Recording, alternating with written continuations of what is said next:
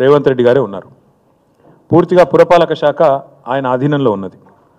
ఆయన ఆధీనంలో ఉన్న పురపాలక శాఖలో అమృత్ అనే కేంద్ర ప్రభుత్వ స్కీమ్ ఏదైతే ఉన్నదో దాని కింద ఈ ప్రభుత్వం వచ్చి రాగానే డిసెంబర్లో ప్రభుత్వం వచ్చింది, ఫిబ్రవరిలోనే ఈ కుంభకోణానికి తెరలేపారు. ఫిబ్రవరి మొదటి వారంలో 8,888 కోట్ల వివిధ మంచినీటి పథకాల కోసం పట్టణాల్లో, తెలంగాణలోని వివిధ మున్సిపల్ పట్టణాల్లో మరి టెండర్లు పిలిచారు. టెండర్లు పిలిచిన తర్వాత ఎట్లా అయిపోయిందంటే ఈరోజు రాష్ట్రంలో బావమరిది తమ్ముడికేమో అమృతం, తెలంగాణ ప్రజలకు మాత్రం విషం అన్నట్టుగా ఈ అమృత్ టెండర్ల వ్యవహారం కానీ రాష్ట్ర ప్రభుత్వ నిర్వాహకం కానీ తయారైంది. ప్రతిపక్షంలో ఉన్నప్పుడేమో ఆనాడు కేసీఆర్ గారిని, మా గవర్నమెంట్ని కుటుంబ పాలన అని నోటికొచ్చినట్టు దూషించిన రేవంత్ రెడ్డి ఇవాళ తెలంగాణ ప్రజలకు సమాధానం చెప్పాలి. అమృత్ టెండర్లలో ముఖ్యమంత్రి కుటుంబ సభ్యులే భారీ అవినీతికి పాల్పడ్డారు. నా దగ్గర ఆధారాలు ఉన్నాయి, మీకు ఆధారాలు కూడా ఇప్పుడే మీ ముందే పెడతాను. అమృత్ టెండర్లలో సాక్ష్యాలతో సహా వారు చేసిన అక్రమాలకు పూర్తి స్థాయి ఆధారాలతో సహా మా దగ్గర ఉన్నాయి, ఇప్పుడు మీ ముందు పెడతాం. నేను నిన్ననే కేంద్ర పట్టణాభివృద్ధి శాఖ మంత్రి మనోహర్ లాల్ ఖట్టర్, ఎంఎల్ ఖట్టర్ గారికి నిన్ననే ఉత్తరం కూడా రాశాను. ఇది కేంద్ర ప్రభుత్వ పథకం అమృత్. మరి ఇందులో 8,800 కోట్ల కుంభకోణం జరిగింది. దీనిలో మీరు వెంటనే నిగ్గు తేల్చండి, దీనిలో నిజానిజాలు బయటపెట్టండి అని చెప్పి నేను కోరాను. ఇందులో ఏం జరిగింది అంటే, ముఖ్యమంత్రి గారికి ఒక బావమరిది ఉన్నారు, ఆయన పేరు సూదిని సృజన్ రెడ్డి. సూదిని కుటుంబం, సూదిని సృజన్ రెడ్డి. ఆయన కంపెనీ పేరు Shodha construction limited. Shodha construction limited. ఏం చేసింది ఈ ప్రభుత్వం అంటే, ఆయన కంపెనీకి అర్హతలు లేవు, ఏమీ లేవు. వేల కోట్ల టెండర్లు దక్కించుకోవడానికి ఆయనకు గత నైపుణ్యము లేదు, గత అనుభవము లేదు. అక్కడ అసలు కనీసం టెండర్లలో పార్టిసిపేట్ చేయడానికి ఆయనకు ఉండాల్సిన ఆర్థిక వనరులు కానీ, ఆర్థిక పరపతి కానీ, ఆర్థిక సంపత్తి కానీ ఏదీ లేదు.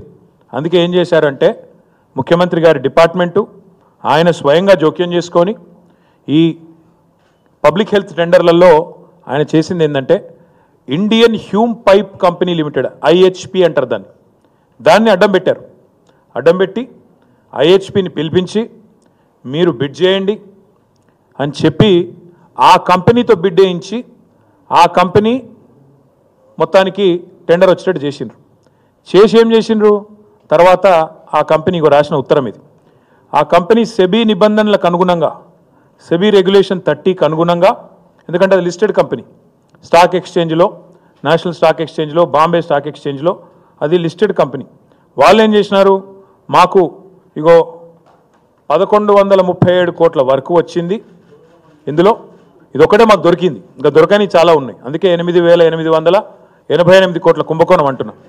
ఐహెచ్పి అనే కంపెనీ వారు ఎన్ఎస్సికి, బిఎస్సికి ఏం రాసినారంటే, ఈ 1137 కోట్ల వరకు నాకు తెలంగాణలో water supply projects and sewerage projects under Amrit 2 by government of Telangana మాకు వర్క్ వచ్చింది. అందులో మేము ఐహెచ్పి అనే కంపెనీ కేవలం 20% మాత్రమే మేము ఎగ్జిక్యూట్ చేస్తాము, ఇలా స్పష్టంగా వాళ్ళే రాసిండ్రు. మీకు ఈ కాపీ పంపిస్తా, చూసుకోవచ్చు. అంటే 1137 కోట్ల వర్కులో ఏ కంపెనీ అయితే అర్హతలు ఉన్న కంపెనీ ఉందో ఆయననేమో 20% పనిచేస్తారట.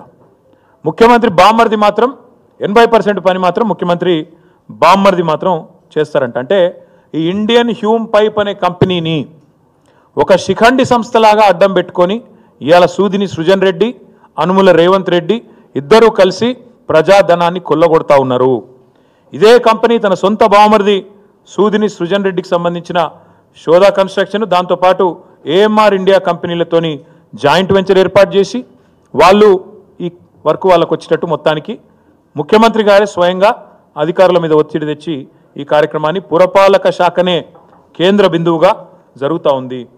ఇక్కడ ఒక చాలా ముఖ్యమైన పాయింట్ మిత్రులందరూ గమనించాల్సింది ఏంటి అంటే, గతంలో ఆఫీస్ ఫర్ ప్రాఫిట్ అనే ఒక ప్రివెన్షన్ ఆఫ్ కరప్షన్ యాక్ట్, అవినీతి నిరోధక చట్టం ఒకటి వచ్చింది 1988లో. ఆనాడు రాజీవ్ గాంధీ గారు ప్రధానమంత్రిగా ఉన్నారనుకుంటాను. దానిలో ఒక అమెండ్మెంట్ 2018లో చేసినారు. దానిలో సెక్షన్ 7, సెక్షన్ 11, సెక్షన్ 13 మీరు దయచేసి చూసుకోవచ్చు.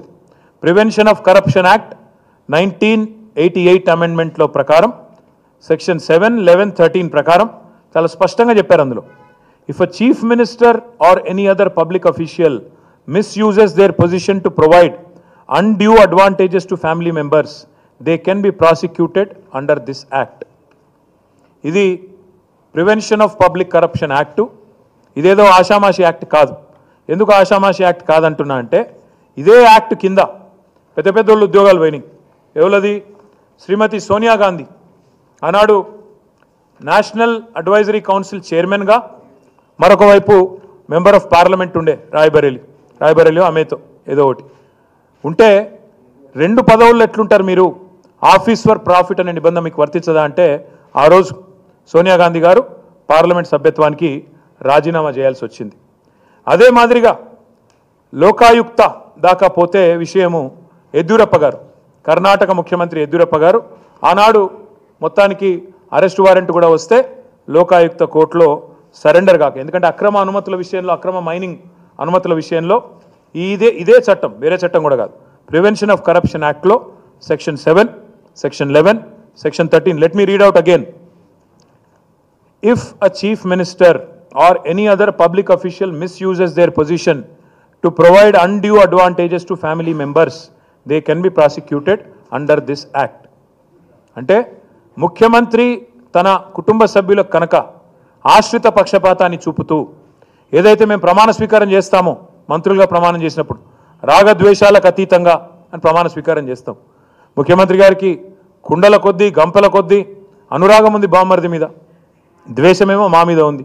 రాగద్వేషాల్లో అనురాగం అంతా బావమరిది గారు, బావమరిది కళ్ళల్లో ఆనందం కోసం, ఇండ్లల్లో లంకె బిందెల కోసం మొత్తానికి IHP అనే సంస్థను అడ్డం పెట్టి అమృత్ టెండర్లలో ఇవాళ ఈ కార్యక్రమానికి శ్రీకారం చుట్టింది రేవంత్ రెడ్డి గారే. నేను ఇంకొక మాట కూడా చెప్తా ఉన్నా, కేవలం కర్ణాటక ముఖ్యమంత్రిగా ఉన్న ఆనాడున్న యడ్యూరప్ప గారు బీజేపీ ముఖ్యమంత్రి ఆయన, అదేవిధంగా సోనియా గాంధీ గారు స్వయంగా NIC చైర్మన్, అశోక్ చవాన్ గారు మహారాష్ట్ర ముఖ్యమంత్రిగా 2010లో. అప్పుడేం జరిగింది? ఆదర్శ్ హౌసింగ్ సొసైటీ కుంభకోణం. అమరుల కోసం, యుద్ధంలో అమరులైన వాళ్ళ కోసం బిల్డింగ్ కడితే తన కుటుంబ సభ్యులకు ఇచ్చుకున్నాడని చెప్పి అశోక్ చవాన్ గారి మీద ఆరోపణలు వస్తే ఆయనకు కూడా ముఖ్యమంత్రి పదవికి రాజీనామా చేయక తప్పలేదు. ఇవాళ నేను అనేది ఒకటే, కేంద్ర ప్రభుత్వం, నేను గుర్తు చేస్తా ఉన్నా, ఇది కేంద్ర ప్రభుత్వం యొక్క పథకం. అమృత్ అనేది కేంద్ర మున్సిపల్ శాఖ యొక్క పథకం. అక్కడ ఉండే urban development minister ML Khattar, అదేవిధంగా సహాయ శాఖ మంత్రి ఉన్నారు, ఆయనకు కూడా నేను ఉత్తరం రాసిన, ఏమని, ఇలా మొత్తం కుంభకోణం జరిగింది,